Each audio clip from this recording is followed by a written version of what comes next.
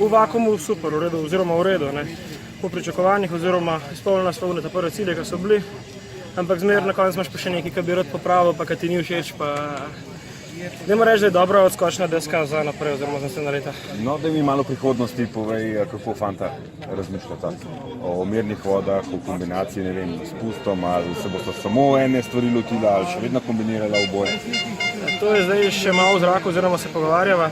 V principu bi še ne rada vozila oboje, ampak letos oziroma v prejšnjih letih je bil fokus velik na spust, in tudi letos je bilo tako. In je bilo to v bistvu bolj dodatna disciplina, oziroma pa so se zadnje 2 meseca lotila.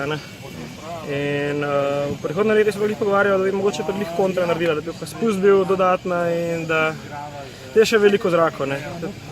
Odločitev na vama ali? Povsem na nama. Nimamo nobenega, ki bi nama položnice dajo.